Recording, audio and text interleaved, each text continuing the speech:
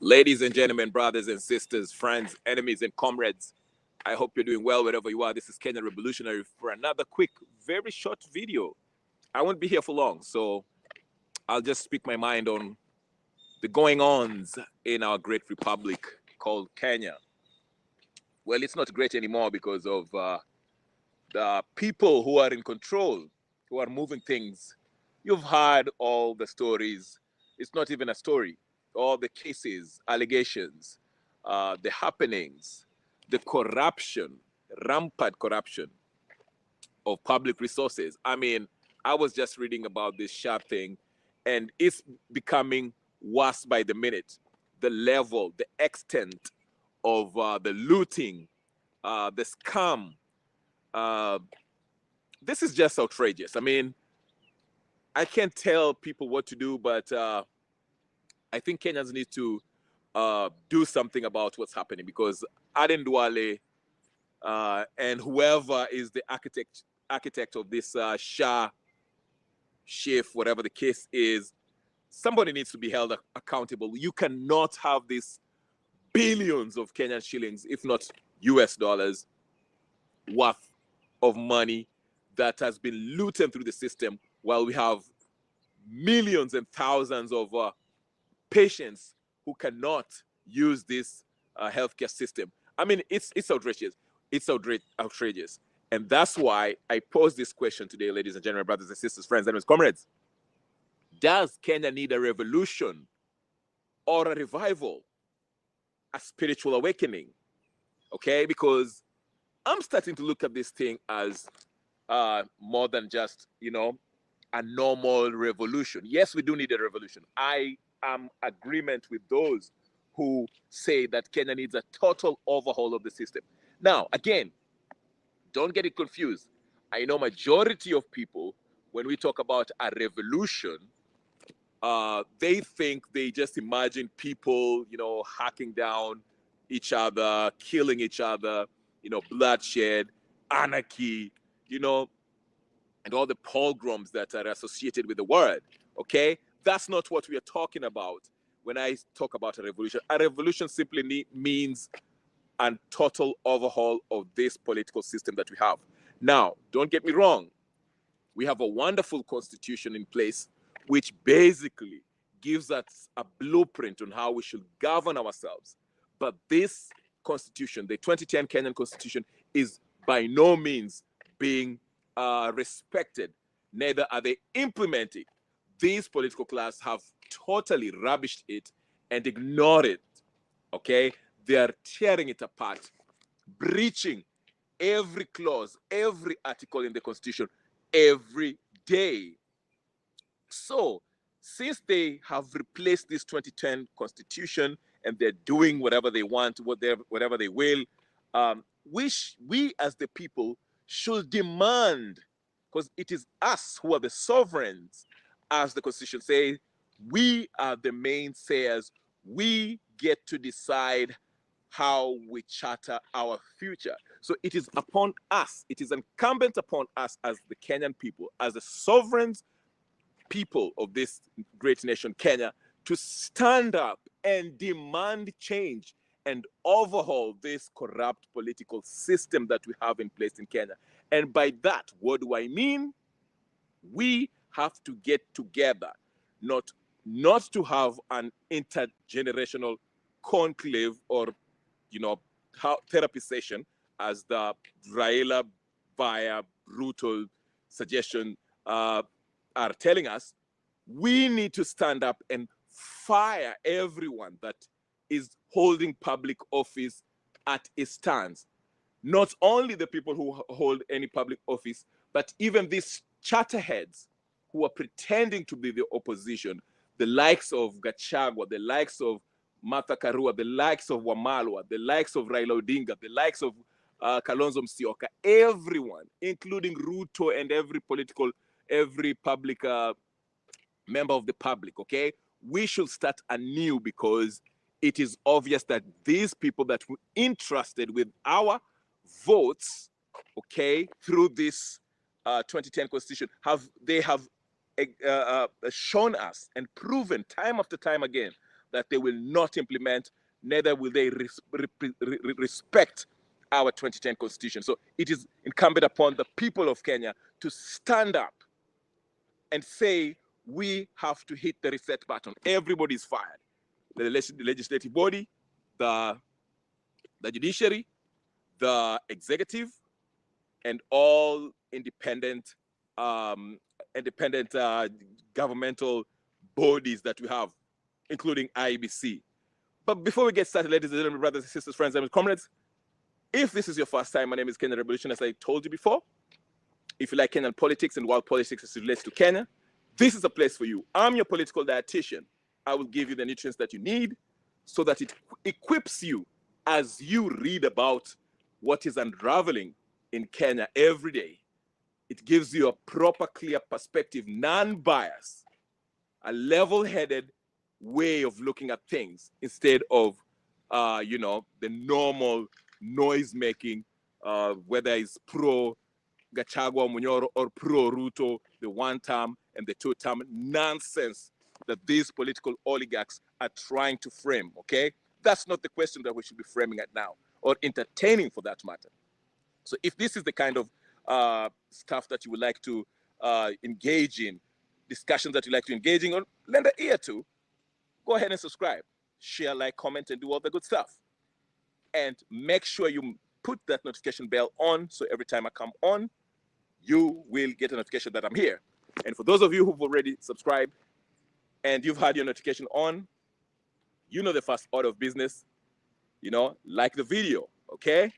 And make sure that notification works, okay? Like I told you guys, this channel has been sabotaged by a couple of people, but do not worry. We are on it. Don't worry about it. Don't worry about it. We'll get to where we need to be. But anyway, let me get back to the topic at hand. Does Kenya need a revolution or a revival, a spiritual awakening? Okay? Now, there's levels to this. There's levels to this. There's levels to this, okay? You see, I see a lot of discussion online, okay? Majority of this discussion, especially if you want to have a really meaningful discussions, or if you have to gauge the opinions of majority of Kenyans, you go to X and listen to people speak, okay? Of course, there are those who we know that are working for the government, and those lunatics like the Aokos and the Biancas and the Njerunju, whatever the case is, the usual Gabriel Ogoda, the usual suspect that you know where their political leanings are. I'm not talking about that.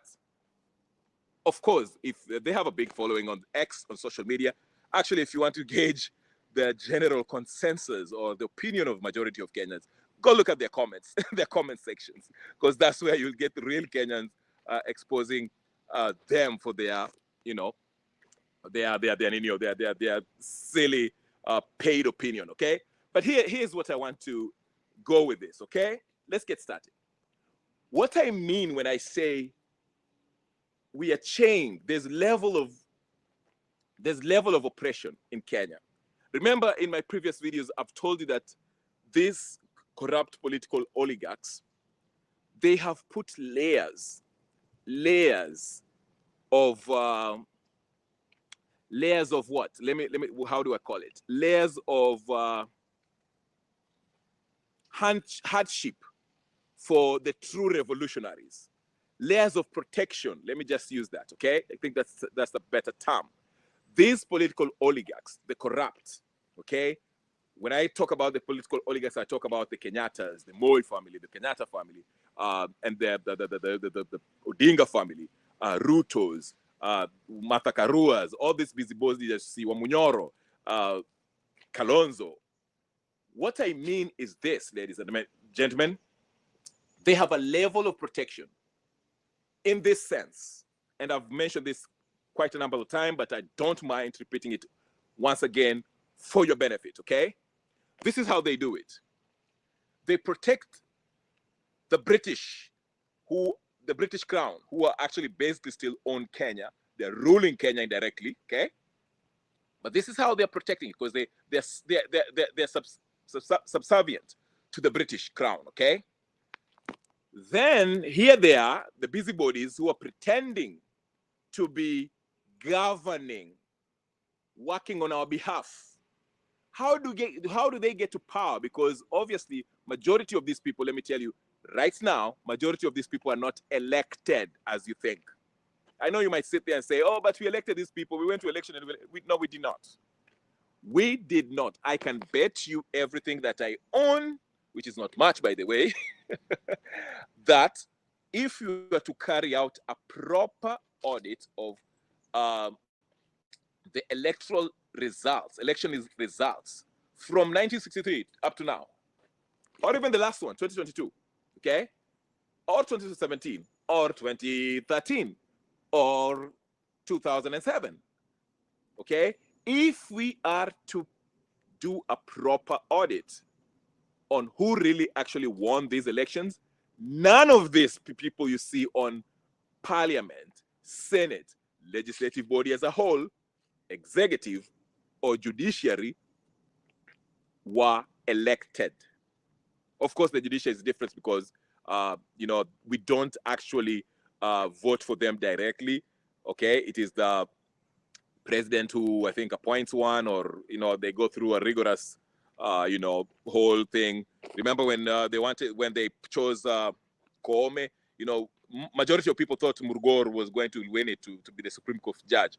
But anyway, justice, okay? But anyway, that's not where I'm going with it. The whole point I'm saying is this: the direct representation, okay, of the people. Let's just use the legislative body, for example, and the executive, because that's where usually the concentration is, because the other bodies kind of depend on this National Assembly and the legislative body and the executive to actually appoint them, like the judges, okay? Now, what I'm trying to say is this. Let me just focus on the legislative and executive. These people are not usually elected. These people are handpicked by the oligarchs, these rich families, colonial puppets, these rich families like the Kenyattas, Moi family, Odinga family, all those guys, okay?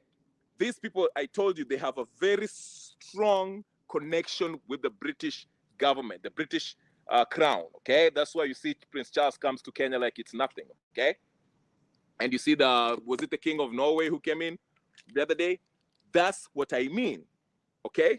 So this family, they are super rich. They are billionaires in US dollars. If you look at their assets, okay? And they're, of course, they put it in different in years, so you can't quite, they're private. You can't really, it's hard to actually go after their wealth because they put it on whatever trust, okay?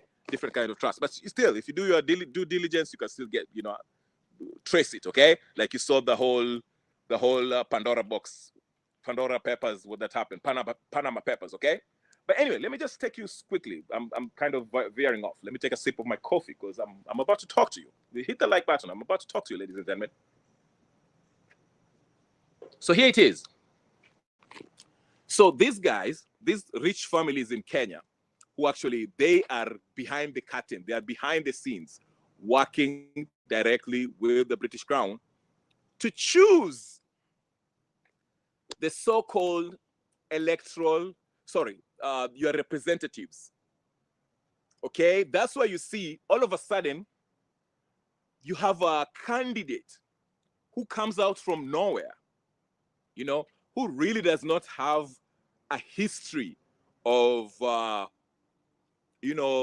making pro-decision moves, helping people in a genuine way, fighting for democracy, true democracy, freedoms, okay, guaranteeing human rights, the rights of the people, things that people aspire to, okay? But all of a sudden, they popularize these individuals, just like they're popularizing Gachagua right now to be the face of the opposition, okay? Because they understand Raila is in his last lap. Raila is 258 years old, okay? The guy is done, okay?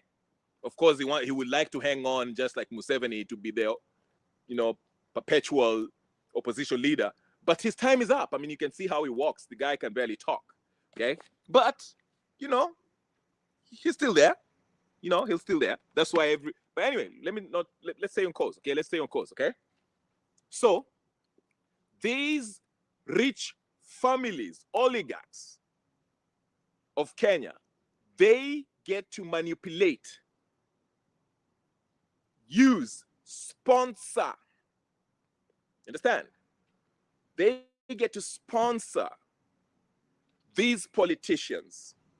These politicians are usually chatterheads, people who are ambitious, who care about, fame and money. Like I told you, that's the biggest trick the devil always uses: money and fame. People die for that. You've had stories of Hollywood how people sacrifice their kids, their loved ones, so that they can have money and fame. They can become big celebrities, actors, and it's the same thing.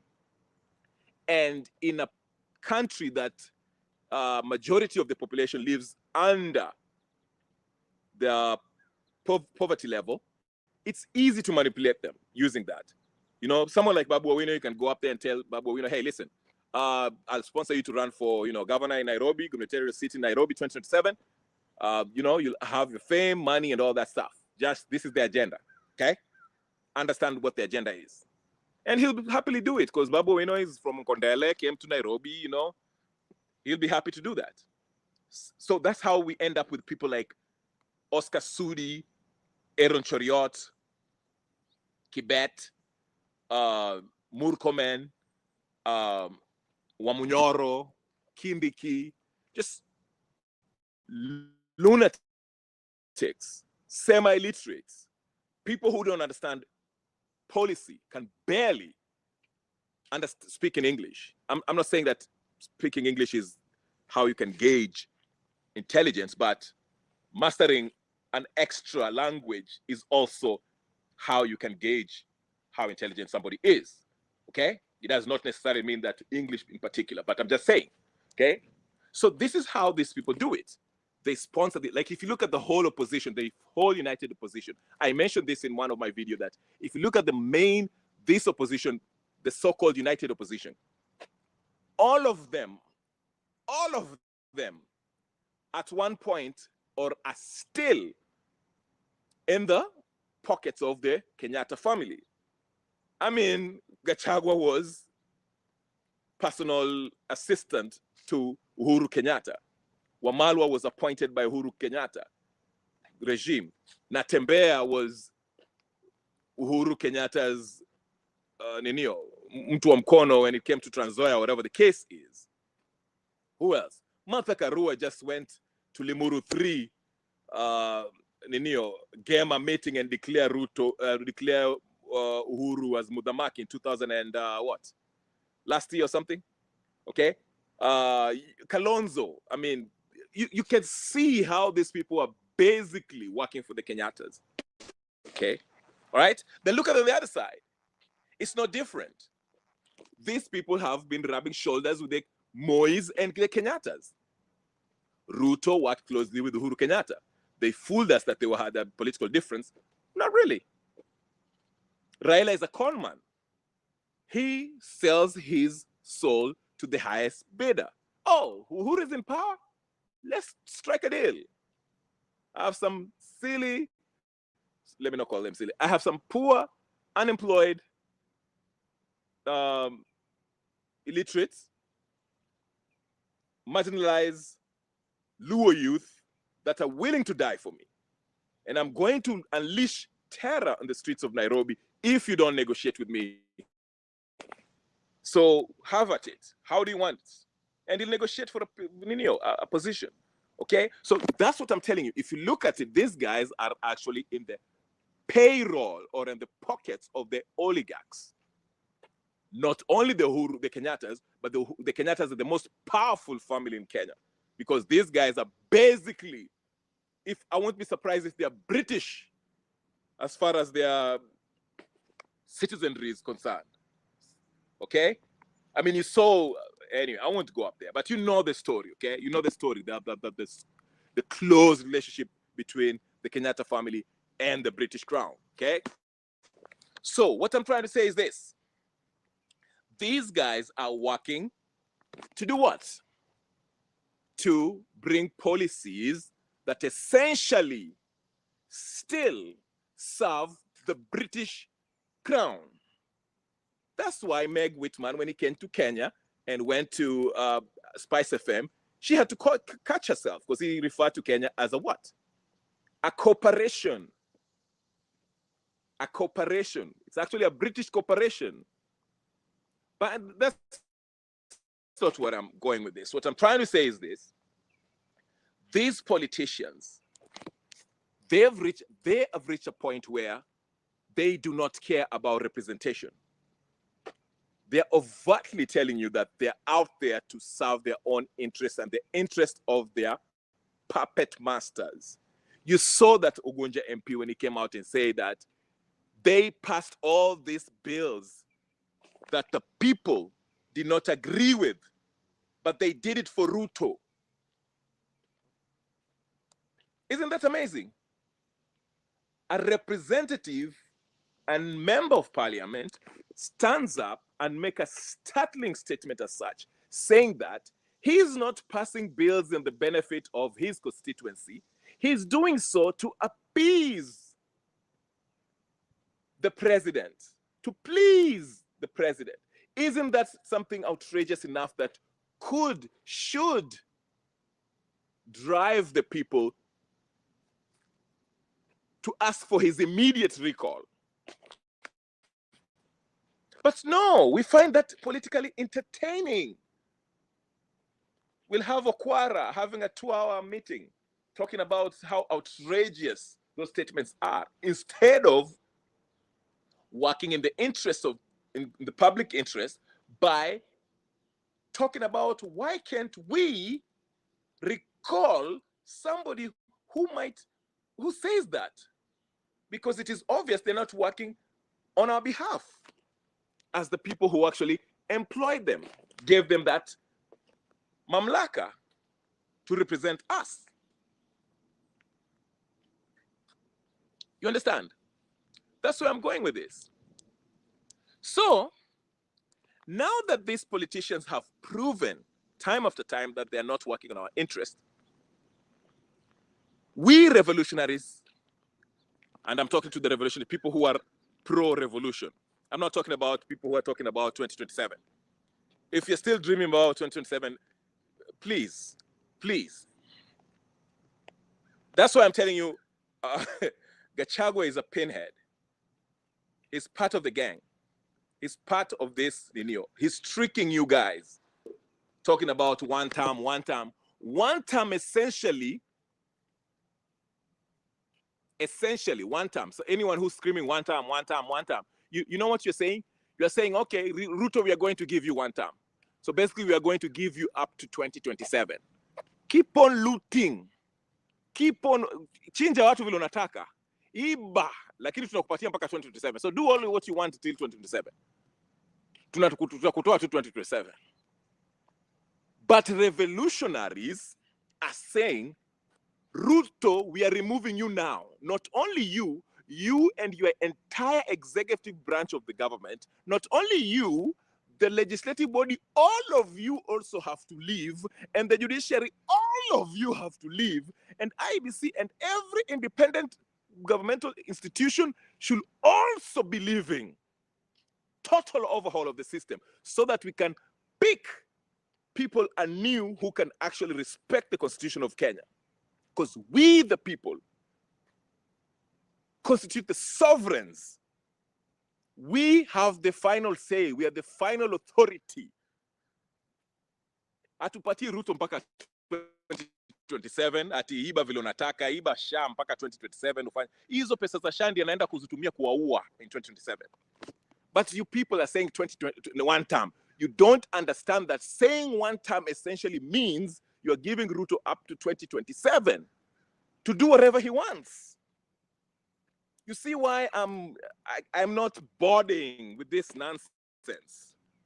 It's nonsensical. It's a tricky way. It's a psychological trick that Gachagua and his cohorts are playing on you. I told you 1,000 times, Gachagua is with Ruto and Raila. Ni mchezo mnachezwa. Now, another phenomenon, before I even continue my point, I'm seeing my gadget in Akufa and Niob, so I'll try to be quickly. Another development that I've seen. Kenya moja. Oh, the Babu Owino, Wamuchomba, and Sifuna. They are the new leaders. They want to start their own political party for 2020. You see the silliness in this? It's so clear that this guy is basically, because, let me just be brief. Let me be brief with this.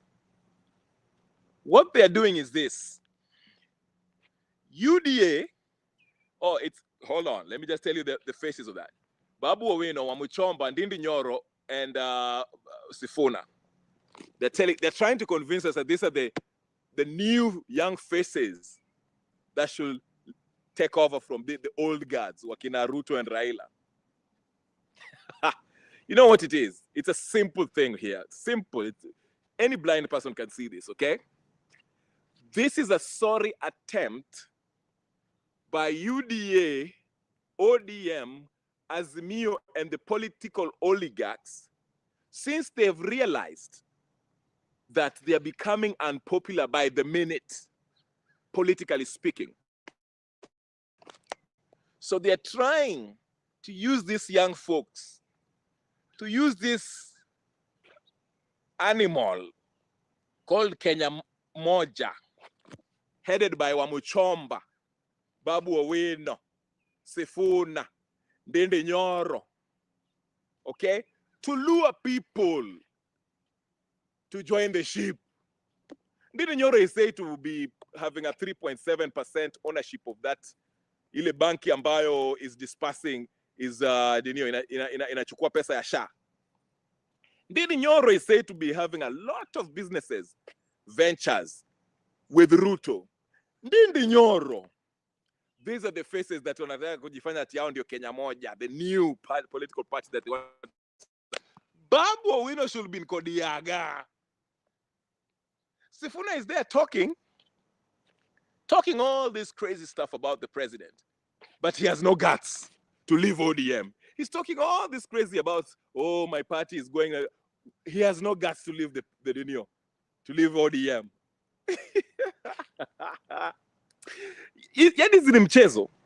But what I'm trying to say is this, going back to what I was talking about the political oligarchs, before I go back to the I'm getting beside myself, that they have a protection level. They have the oligarchs, these political actors, the Railas and other whatever, okay? The household names, you know them, okay? Raila Karua, Amunyoro, Ruto, Uhuru, them, okay? So they realize they're unpopular, but they're protected. They're protected. There's another layer of protection by them. They have the activists, the fake activists, the Hanefa, the Okiom Tata, the Casmuels, the Moraras. These are busybodies that are pretending to be activists, but they're working in tandem, indirectly working to serve the interest of the political oligarchs, which essentially works for the British Crown to continue the colonial rule of oppression over the Republic of Kenya. Because this is how the oppression works.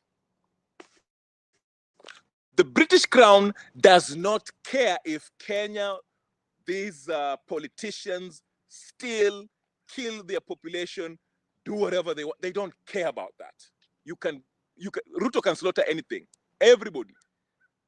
And the British will never say anything. What they care about is the natural resources that Kenya has. They're in control of it. Any major country, any major company, corporation that is in Kenya, ask yourself why the British Army are still in, what's that place called? Why are they still there? They are there to protect the mining that has been happening, the precious stones, the oil, that is in Kenya. That's why the British are in Kenya. They are not there to train the Kenya army or the Kenya. They are not there to do that. Hiyo tu ni ile red herring. Hiyo ni ile reason, the fake reason on our party. The British army is there to conduct joint military operations with the Kenyan army to deter Al-Shabaab and to do it. No. Hiyo ni ile ya juju. Reason ya juu. The real reason why they are there is to protect. That's why you hear a lot of people in Laikipia and every other places where they are staying near these British where these British army are. There are places in Kenya that Kenyan citizens cannot access. They are denied access. Kwa nini? They don't want them to see what is actually doing, what the British are actually doing in there. Unaelewa? So get that right. Understand it. Once you understand that pattern, you'll get a clear understanding of how we are being ruled by the British. So at the top, at the helm, very top is the British government. Not British, the Queen basically. The King now. Okay, the British throne. Okay, Kenya is its colony. Ruto and these minions are now the administrators. Okay, this is like managers. They're managing their corporation to make sure that the corporation is producing profits for the British Crown. Okay? Now, in order to have a healthy, to secure that kind of arrangement, they have to make sure they put in place politicians, minions, that pretend to be representing the people, but essentially will be passing laws that will be only profitable to the British Crown. In return, these minions, these managers, these administrators, like Ruto, Uhuru, Raila, Martha Karua, Gachagua, in return, they get paid by these loans that are being issued by the IMF. Because at the end of the day, who owns the IMF and World Bank? It is the same British government, British Crown. Unaelewa? They are the same globalists. So wakina Ruto, they are being given these loans. Why do you think that IMF and World Bank always want to give Africa loans? Why are they so gung-ho about these loans? Why are they trying to get rid of Ibrahim Traore when Traore told them that I don't need your loan? We can actually pay these loans by ourselves. Why did they get mad now? They want to assassinate him. Why? And he told them, hey, we don't need loans. We don't need debt. We can actually raise our own money. Why? Because the guy is not corrupt. He does not need pay. He's not all about having wealth. He's all about helping the Burkinabes' lives, improving them, improving the infrastructure, revitalizing the industries, okay? Moving the majority of population up the economic social ladder,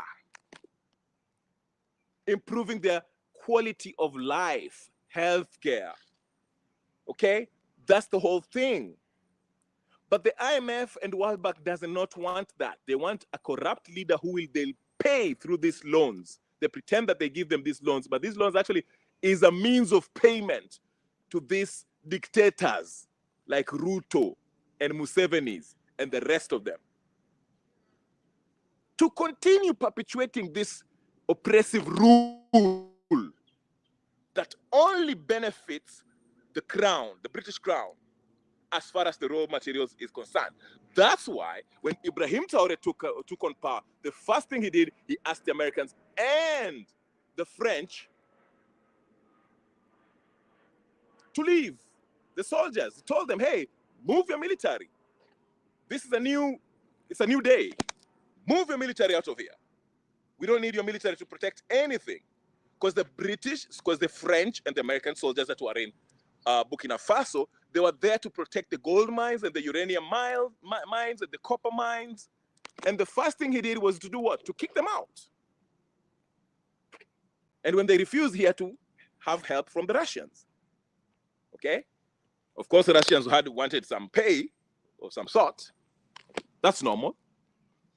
But the good thing about the Russians, you know, when he made the deal with the Russians, he told the Russians, hey, listen, this is just a short-term thing. You're not going to stay here forever like the British and the French. And they did their thing and they left. You understand? So the first level, the head at the top, we have the British Crown. Then you have their minions, the managers, the administrators, the Rutos. Then you have the activists, the fake activists. These activists ndio wale watu wanakuja na agenda ya LGBT na sijui mambo gani, mambo mingi, wakina Boniface Mwangi, Martha Karua. These busybodies that you see that they fly to Uganda pretending to go help to Lissu. Mara wanaenda sijui Tanzania, Mara wanaenda, that's what they're paid for, okay? That's their job. Okay? Unasikia? So that's how they operate. Now, one sure thing, now that I want to get to the real point, very quick point. The reason why I say this is a multi-layered, multifaceted problem that needs total overhaul is the problem stems from a spiritual aspect, has a spiritual component to it. You hear a lot of people now are talking about, majority of these leaders are actually part of the occultic, the occult. Okay? Ukijua anything occult, just think about shetani. Waabudu shetani. You understand? I mean, we've heard rumors about the Odingas, we've heard the rumors about the Kenyatas with the Freemasons, we've heard the rumors about, you know, and some of these are right in the front of your face. We've seen them wearing their Freemason rings and all this stuff, okay? So it's not something new. What does that tell you? It shows you that these people get their power from the occult, the spiritual world, okay? And the spiritual world, there's two polar powers in the spiritual realm. There's those that believe in God and those who believe in darkness, Shaitan. Now, we can say confidently that Ruto and the political oligarchs in Kenya are not inspired by God, because if they were, Kenya will not be in the position that they are in, as far as the kind of level of corruption and destruction and every kind of tribalism and all that stuff that we see. Okay? So what I'm saying is this. For us to have a successful total overhaul of this political system, we have to address the spiritual component of this problem that we are facing. Mnaelewa? I repeat for the people in the back. For us to successfully have a total overhaul or a revolution of the political system that we have in Kenya, we have to first deal with the spiritual component of this challenge or problem.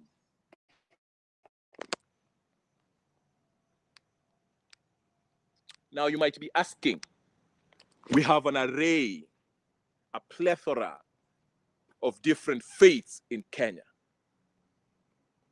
If I'm a Muslim, should I be going to pray to Allah to help us with the problem in Kenya? If I'm a Hindu, should I be praying in, I don't know, Rama or whatever the case is, to help us with the problem that we have in Kenya? If I am a Mokorino, should I go to pray to whatever God that I believe in? Now, I'm not here to proselytize for any particular religion. Okay? I'm not here to do that. I'm not here to do that. But I'll tell you this, because religion will not defeat any spiritual challenge that you have. Religion will not liberate you. It has been proven. Religion does not take you anywhere. It is the belief in Christ that will revolutionize the problem we have in Kenya. There's a gentleman that I was listening this weekend. He came and said the same thing. He said that Kenya, God wants to use Kenya to have a spiritual awakening, revival, which will lead up to, will make the people rise and overhaul the political system we have in Kenya. Now, I'll give you an example before I go very far.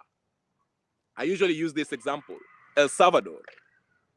Go listen to that gentleman. He's a young president, very young. I think he's in his 30s, early 30s or something. Very young. He had several interviews. One notably was with what's his name? I forgot his name. One of the American journalists, okay? Okay? And what did he say? Very quickly. The country 2 years ago was #1. It was voted #1 as the most unsafe country. There was more murders that you can imagine. They had a drug problem. It was a narco state, basically. People were getting killed. No one was safe. But he came to power. And the first thing he did, he said, before changing everything, he had to deal with the spiritual component of what they were facing in El Salvador. He went and fasted, prayed with a couple of people. Who are they praying to? Jesus Christ. Okay? Prayed, and they prayed until they got the answer, a spiritual answer. So once they got answer, he tackled the problem, and like he was telling the American journalist, he was saying, once the problem was solved spiritually, it was just a matter of manifestation. Because in everything, go listen to every ex-satanist or occultist, they'll tell you, a reformed occultist who has reformed to Christianity, they'll tell you, everything that happened in the physical is first happened in the spiritual world. Now that I've told you, go look at Nairobi. I mean, if you look at the obelisk and all the architecture in Nairobi, you can see every signs of Freemasonry and all this stuff.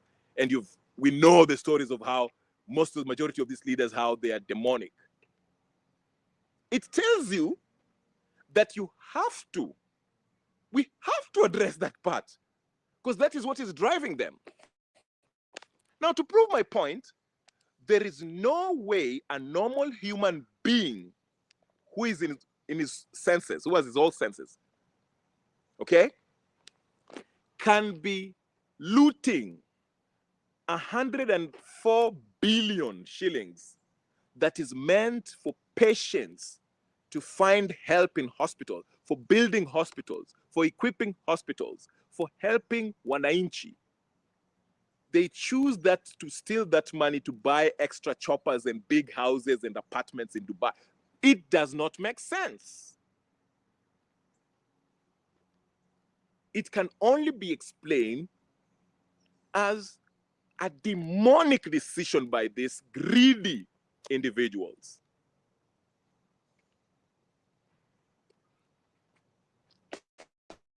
There's no way Albert Ojwang, Rex, a young man who went out there to protest against a system that does not work and is end up tortured and killed. For what?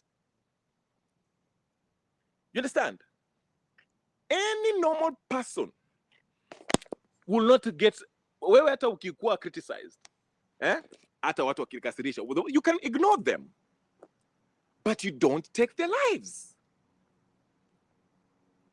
It can only be explained as a satanic action.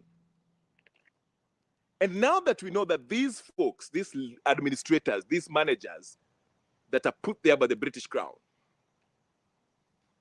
are part of the occult, it makes sense that these people get their marching orders not only from the British, but from the darkness, dark powers. Now, you're not going to fight dark power with dark power. You have to have a power that's stronger than him. It is written in the Bible. If a strong man comes in and takes over and binds you in your house, you cannot defeat them because he binds you and is stronger than you. So the only way you can have help or get out of that situation is if you call upon a stronger man who will come in and bind this person who bound you and free you from that bondage that you are in. So it has to start in the spiritual realm. Go look at it. Even the Ninio in Martin Luther King, the civil rights movement. Go look at it. There was a spiritual component to it. These revolutions that you see, there's a spiritual component to it. Now, you might be an agnostic, you might be an atheist, you might be whatever, and not believing this thing. You might be a Muslim, you might be of another faith, that's fine. Like I said, I'm not here to proselytize for any particular faith or religion. I'm just telling you what works. I gave you an example of El Salvador. El Salvador is the safest country in the world today. One of the safest.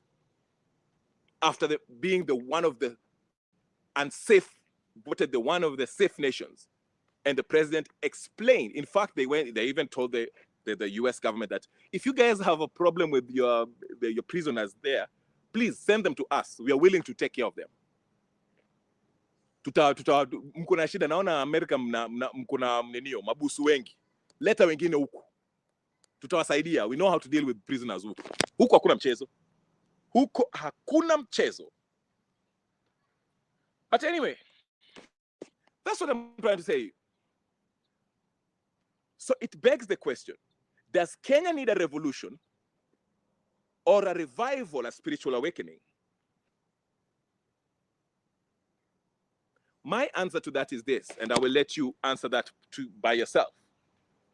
I think Kenya needs a spiritual awakening in order to have a revolution. Hii mambo ya 1 term, 2 term, and this nonsense that we are hearing, ni mchezo. They are the two sides of the same coin. They are playing us. But I know some of you are still not there. You still think it's a legit Ninio. Continue. Buy into it. Okay? But we shall see. So that's my answer. We need a spiritual revival, awakening for our eyes to be open. Now, Ambia, there's no amount of, I hear people say we need, what do you call it? What do we call it? Whatever education, civic education, to open the eyes wale watu wako ushago so they can see the kind of games the political class are doing. They will never see it. Kwani unafikiri wale wafuasi wa Raila ambao wanaendanga bado wanasema Raila terengenye sijui nini? Kwani unafikiri hao hawajui ati Raila is corrupt? Don't you think kwani hawajui Raila is corrupt? Hao wafuasi wa Munyoro, don't you think hawajui ati Gachagua is corrupt? Wafuasi wa Ruto, kwani you think they don't know Ruto is nini? But they still follow him because they're tribesmen. Do you think this is normal? Anyway, ladies and gentlemen, brothers and sisters, my gadget nakufa. I'll leave it here. It's for you to actually think about. You don't have to agree with me, but go ponder to that. History ya sijui Kenya moja ya kina Muchomba na Ninio, those are just ni kama kukunywa Diet Coke. It's a version of the imeandikwa na Ruto na Raila to come. Actually, the Kenya Moja organization that is led by Wamuchomba, Ndindi Nyoro, Sifuna and Babu Owino, it is meant to pacify the Gen Z movement. Kuimaliza kabisa. Because everybody wants to be a piece of this Gen Z movement. But the political oligarchs, the corrupt political oligarchs of Kenya, are trying to come up with something that's similar to Gen Z to actually kill it in its essence, which is tribeless, partyless, and what? Leaderless. Revolution paka ikuje. Viva. Like, subscribe, share, comment, do all the good stuff. My name is Kenyan Revolutionary. I'll talk to you guys later. Peace and blessings.